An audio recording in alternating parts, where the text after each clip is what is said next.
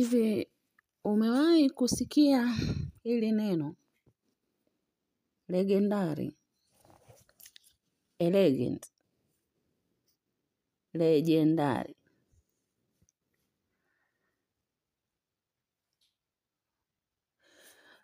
Legendary ni nani? Legendary ni mtu ambaye yuko famous, ni mtu anayejulikana sana katika jamii fulani. Na mtu huyu mara nyingi anakuwa anapendwa na watu, kipenzi cha watu wengi, na anaongelewa sana.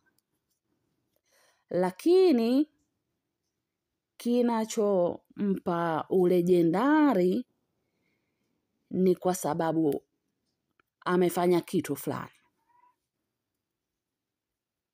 Anajulikana sana, anapendwa na watu wengi wa aina yake, na anakuwa amefanya kitu fulani.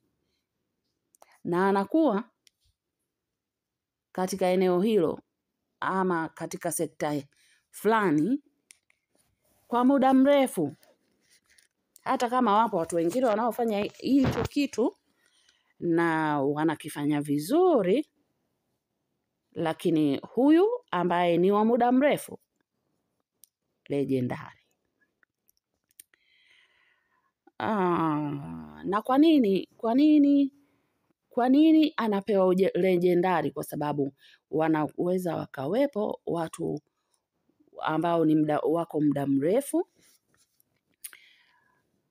katika eneo hilo, wanaopendwa wa muda mrefu, lakini hawajafanya kitu cha kuwafanya kuitwa legendary.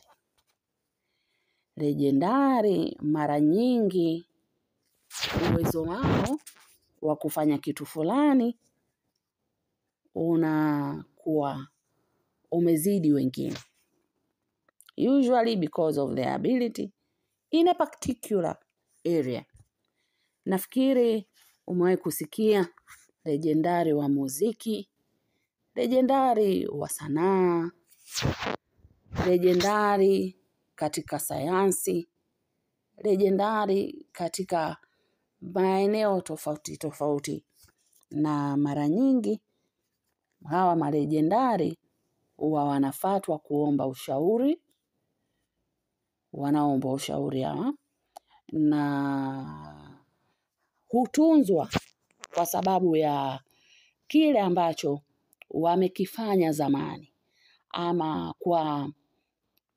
kwa impact, kwa matokeo ambayo juhudi zao wakati labda wako vijana ama wakati damu bado inachemka, ambazo walikuwa wanazifanya, zimesaidia kuendeleza kitu fulani. Sasa legendary, Mwanzo, tunasoma kitabu cha Mwanzo 1 mstari wa 26 na mstari wa 27. Anasema, Mungu akasema, na tumfanye mtu kwa mfano wetu, kwa sura yetu, wakatawale samaki wa baharini, na ndege wa angani, na wanyama, na nchi yote pia, na kila chenye kutambaa, kitambaacho juu ya nchi. Mungu akaumba mtu kwa mfano wake. Kwa mfano wa Mungu alimuumba mwanamume na mwanamke, aliwaumba. Kwa mfano wa Mungu alimuumba mwanamume na mwanamke, aliwaumba. Narudia kwa mara ya 3 na ya mwisho. Kwa mfano wa Mungu alimuumba mwanamume na mwanamke, aliwaumba. Hivi unadhani mwandishi alikosea alipoanza alimuumba mwanamume na mwanamke, aliwaumba?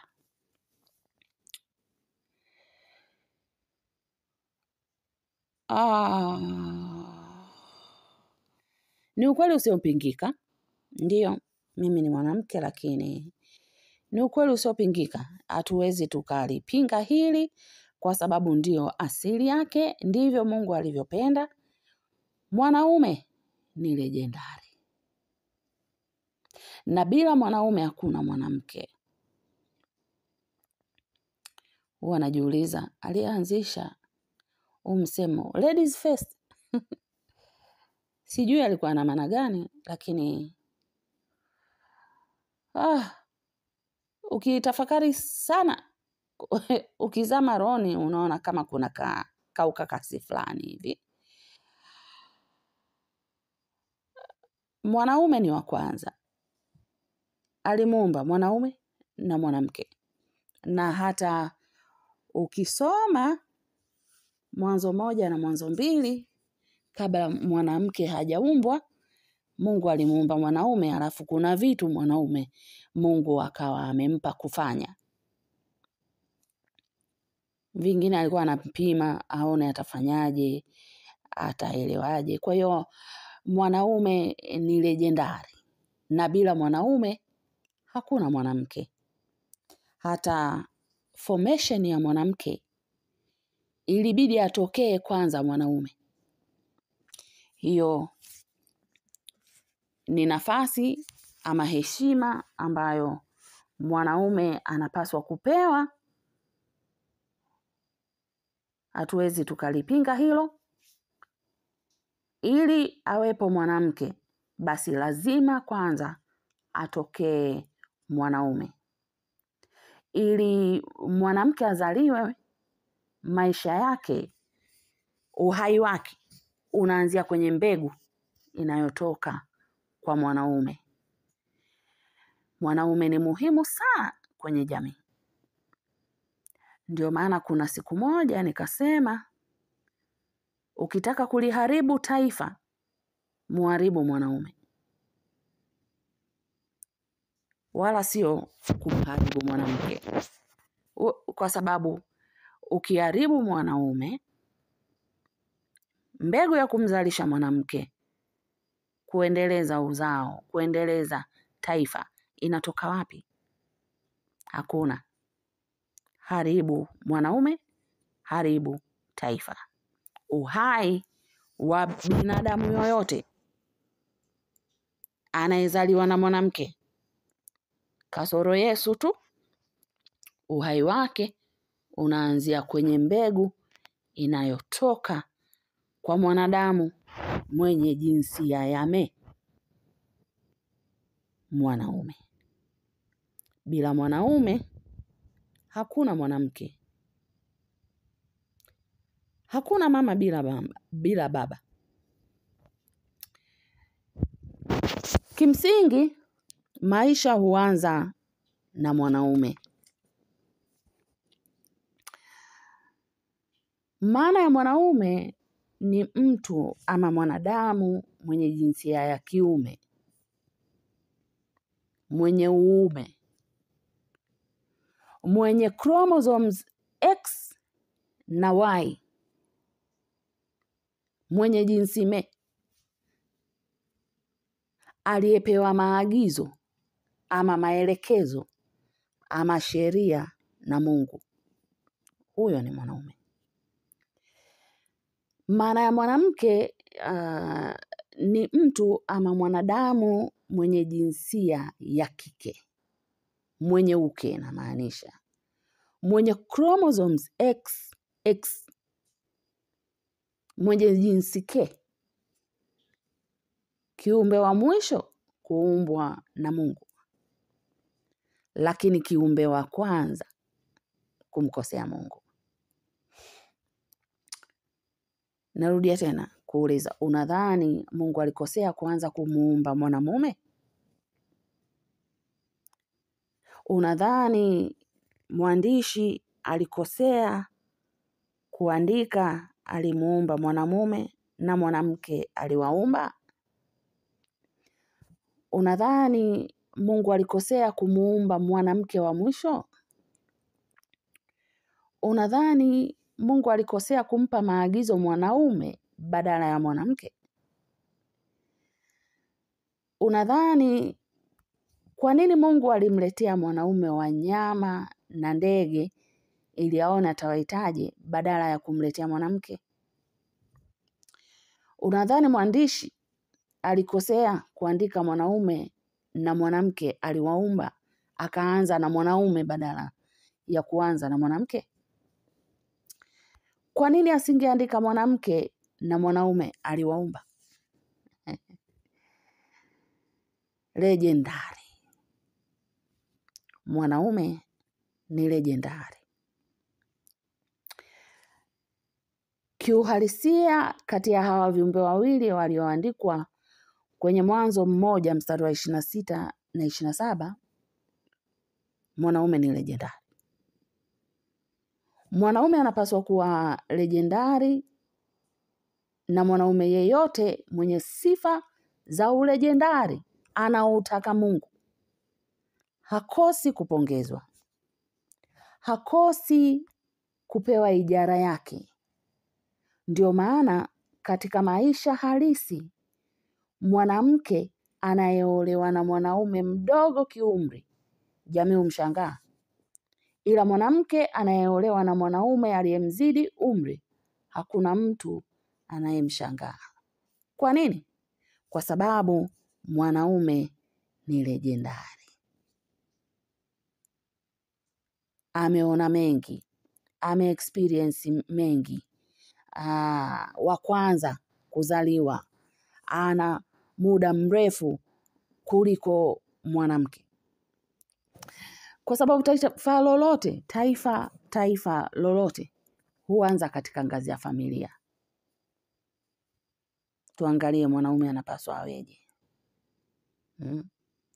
na mwanamke anapaswa aweje, mtoto anapaswa aweje katika ngazi ya familia. Kibiblia, mwanaume anapaswa aweje katika ngazi ya familia? Mwanaume anatakiwa kuwa mume na anatakiwa kuwa baba. Mwanamke anatakiwa kuwa mke na anatakiwa kuwa mama. Mtoto anapaswa kuwa mtoto kwa wazazi wote wawili. Mara nyingi mwanaume asiposimama kwenye nafasi yake, usitegemee mwanamke akasimama kwenye nafasi yake, sababu mwanamke ameumbwa kuakisi, reciprocal, ana reciprocate. Kwa hiyo kile ambacho mwanaume yuko, mara nyingi humfanya mwanamke akaakisi na kuanza kukifanya vile vile. Mwanaume huyu ambaye ni legendari sasa, katika ulegendari wake anatakiwa kuwaje? Katika mambo ya usuyo jamii tunagawanya katika vipengele vifuatavyo. Kipengele cha kwanza, katika uchumi. Mwanaume legendari, sawa sawa na maagizo ya Mungu, anapaswa awe na uchumi imara ili aweze kukidhi familia. Uchumi imara huleta heshima kwa mwanaume,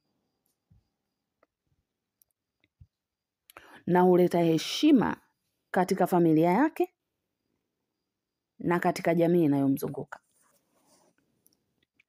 Kijamii, mwanaume legendari anapaswa kuwa na mahusiano mazuri na wanaomzunguka pamoja na mazingira yanayomzunguka. Mwanaume huyu kisiasa anatakiwa awe kiongozi bora, na kielimu anatakiwa matokeo ya elimu awe nayo katika uhalisia wa chanya, yani awe na ujuzi mzuri, maarifa, akili, busara na ufahamu. Kiimani, wengine wanasema kidini, Imani yake kwa aliyemuumba inapaswa iwe thabiti, isiyoyumbishwa. Ndio maana amri ya kwanza inasema usiwe na miungu mingine. Mfano wa wanaume ambao imani zao zilitetereshwa ni Adamu na mfalme Ahabu na mfalme Sulemani. Kifamilia, mume huyo anapaswa kuwa lejendari, kuwa mume mwenye busara, kuwa baba mwema, kuwa na upendo, kwa sababu upendo huleta heshima zaidi ya uchumi. Unaweza kuwa na uchumi mkubwa sana, lakini ukikosa upendo kwa mke na kwa watoto, heshima inapungua. Lejendari.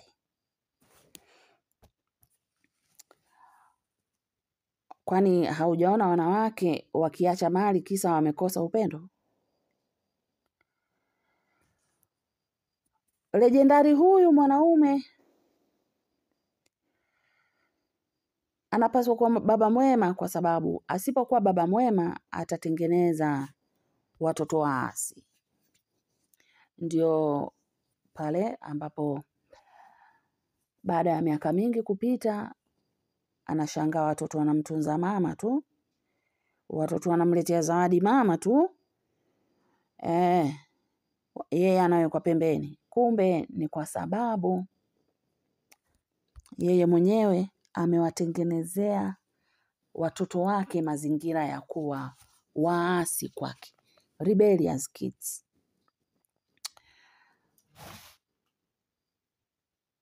Mwanzo 2 mstari wa 23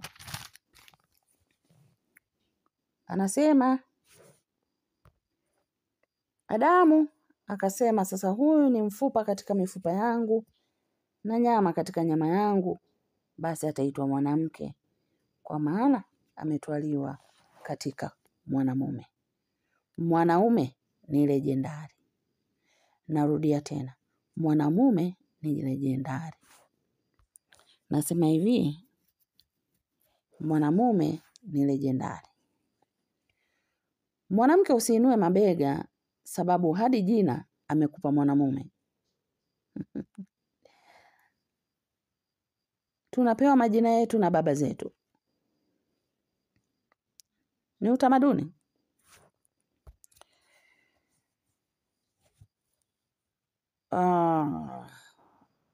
Lakini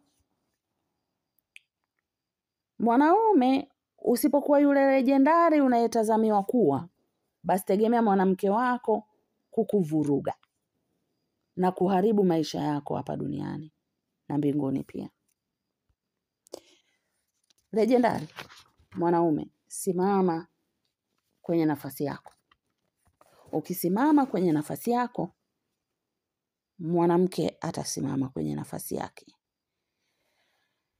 Wewe kwa sababu umepewa heshima, Mungu amekuamini, amekuheshimu, amekupa nafasi ya ulejendari, basi itumie vizuri hiyo nafasi kwa ajili ya kuleta utukufu kwa Mungu. Mwanamke, simama pia kwenye nafasi yako.